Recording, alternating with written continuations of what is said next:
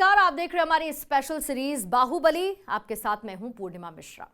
1970 के दशक में इटली के सबसे विकसित शहर मिलान में छोटे छोटे गैंग बन चुके थे। उनके बीच इलाके में वर्चस्व को लेकर अक्सर गोलीबारी होती थी।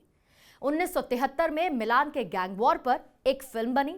गैंग वॉर पर बनी पहली विदेशी फिल्म भारत में कितने लोगों ने देखी ये तो नहीं मालूम, लेकिन कुछ ही साल बाद उस फिल्म का असली वर्जन पूर्वांचल में दिखाई और सुनाई देने लगा।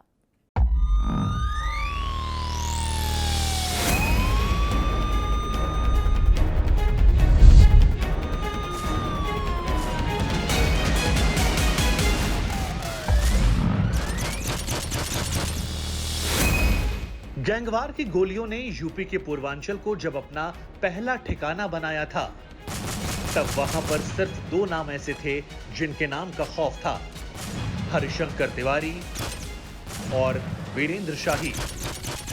उत्तर प्रदेश में 29 लोकसभा सीटों वाला पूर्वांचल किसी भी बड़े चुनाव में सियासी समीकरण बनाने, बिगाड़ने या बदलने का दम रखता है।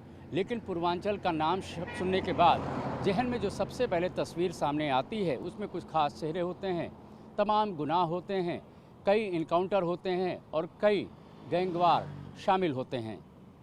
पूर्वांचल में जरायम की दुनिया से लेकर के सियासी संरक्षण तक का सफर किसी थ्रिलर फिल्म से कम नहीं है।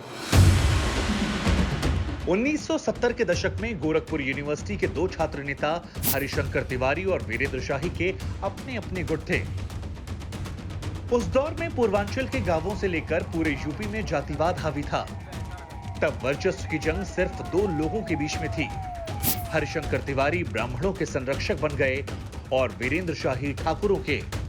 1971 में वीरेंद्र शाही और हरिशंकर तिवारी के बीच वर्चस्व की जंग में गोरखपुर यूनिवर्सिटी समेत कई जगहों पर टकराव हुए। गोलीबारी, बम से हमले, मारपिटाई, ये सब कुछ आम बातें होने लगी। ये गैंगवार की वो नर्सरी थी जहां आगे चलकर तमाम गैंग और उनके शूटर्स ने सैकड़ों मासूम लोगों का खून बहाया। 1975 के दौर में गोरखपुर में वो हुआ जिसकी किसी ने कल्पना नहीं की थी। माइक लगाकर खुलेआम ऐलान होता था। माइक पर यह आवाज गूंजती कि कल दोपहर 12 बजे से लेकर 4 बजे तक लोग अपने घरों से न निकलें। और इस दौरान हरिशंकर तिवारी और वीरेंद्र शाही के बीच घंटों गोलियां चलती। और जब तक गोलियां चलती तब तक गोरखपुर में कर्फ्यू के हालात रहते। इस गैंगवार में कई लोग मारे गए और गोलियों की यह गूंज बीबीसी के रेडियो पर भी सुनाई देने लगी। ये कहानी उस शख्स की है जो गोरखपुर से लेकर पूरे पूर्वांचल में ब्राह्मणों का बाहुबली नेता बना। हरिशंकर तिवारी, चिल्लू पार गोरखपुर, लगातार 23 साल विधायक रहे। जेल में रहते हुए पहला चुनाव जीता। 26 से ज्यादा मुकदमे दर्ज हुए। हत्या, रंगदारी, सरकारी काम में बाधा और दंगे जैसे केस। हरिशंकर तिवारी और वीरेंद्र शाही के बीच गोरखपुर यूनिवर्सिटी में जो रंजिश शुरू हुई थी, वो वक्त के साथ वर्चस्व की ऐसी जंग बन गई जिससे पूरा पूर्वांचल अक्सर कांप उठता था। 1980 के दौर में गोरखपुर मंडल के 4 जिलों में रोज गैंगवार होने लगी। जब हरिशंकर के गुट पर हमला होता था तो भरपूर बदला लिया जाता था। वहीं वीरेंद्र शाही के गुट पर भी हमला होता तो फिर जबरदस्त पलटवार होता। कॉलेज की दुश्मनी अब तमाम सरकारी ठेकों की जंग में तब्दील हो चुकी थी। हरिशंकर तिवारी और वीरेंद्र शाही के बीच गोरखपुर यूनिवर्सिटी से शुरू हुई गैंगवार की जड़ें अब सियासी मैदान तक पहुंच चुकी थीं। 1985 में गोरखपुर की चिल्लूपार सीट अचानक से सुर्खियों में आ गई। पहली बार कोई निर्दलीय उम्मीदवार जेल की सलाखों के पीछे रहते हुए चुनाव जीता था। यह हरिशंकर तिवारी की पहली जीत थी, जिसके बाद पूर्वांचल में सियासी बाहुबल के दरवाजे खुलते चले गए। हरिशंकर तिवारी की तरह उनके सबसे बड़े विरोधी वीरेंद्र प्रताप शाही भी लक्ष्मीपुर विधानसभा सीट से विधानसभा पहुंचे। उस वक्त दोनों बाहुबलियों को दबंग विधायक का नाम मिल गया था, लेकिन सियासत में आने के बावजूद वर्चस्व की जंग जारी रही। हरिशंकर तिवारी के बारे में ये कहा जाता है कि वो अपनी रॉबिन हुड वाली छवि के दम पर चिल्लू पार विधानसभा से लगातार 6 बार विधायक चुने गए। तो वहीं वीरेंद्र शाही 2 बार विधायक बने। इन दोनों ने राजनीति में आने के बाद हथियार तो छोड़ दिए, लेकिन उनके गुट के लोग खून की होलियां खेलते रहे।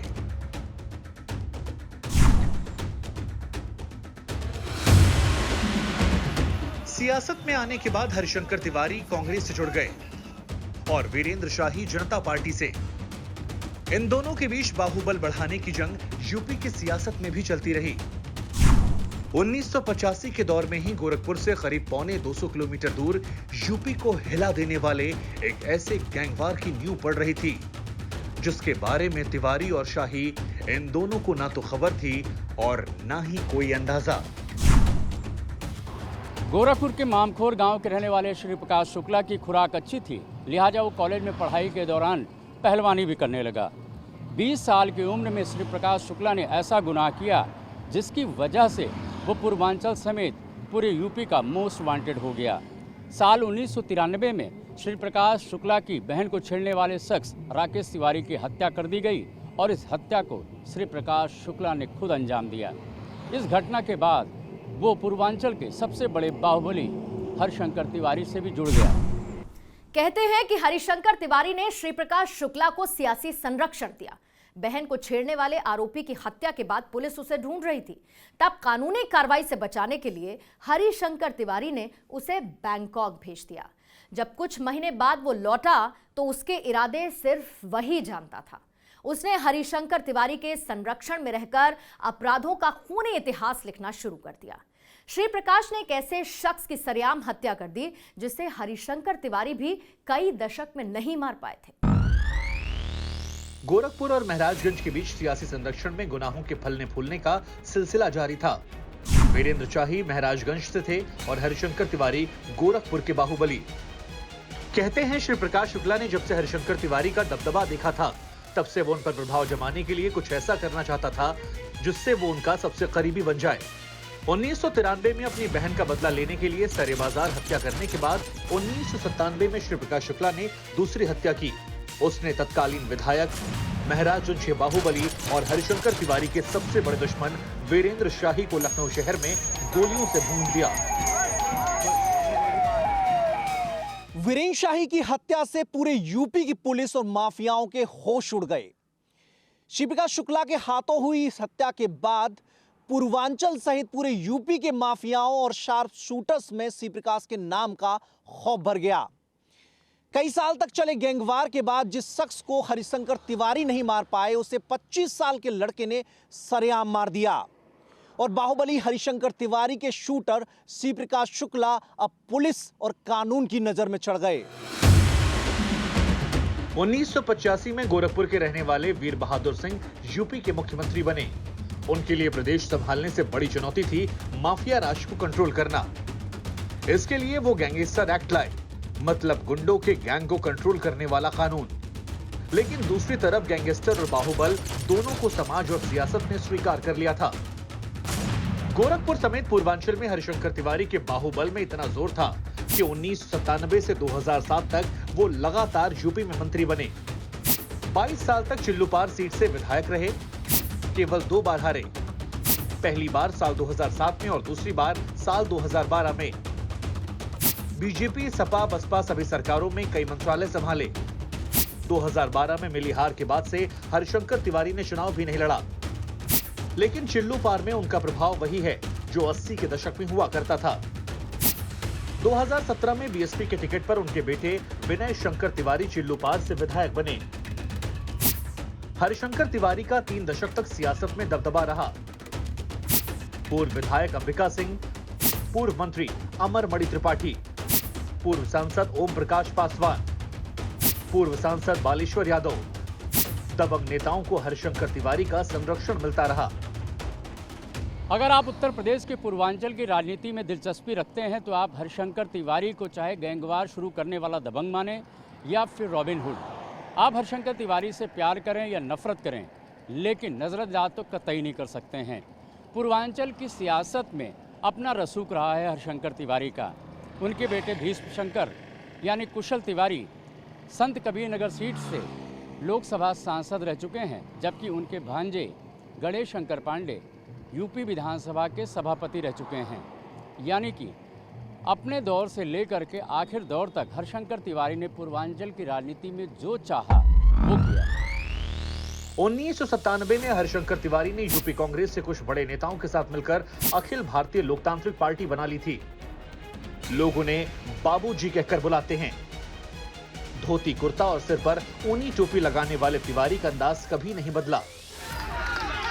22 अप्रैल 2017 को उनके आवास यानी तिवारी हाता में जब पुलिस का छापा पड़ा तो गोरखपुर में हंगामा मच गया। पुलिस की कार्रवाई के खिलाफ गोरखपुर में डीएम दफ्तर के गेट को हरिशंकर तिवारी के समर्थकों ने जबरन खोल दिया और वो प्रदर्शन करने लगे।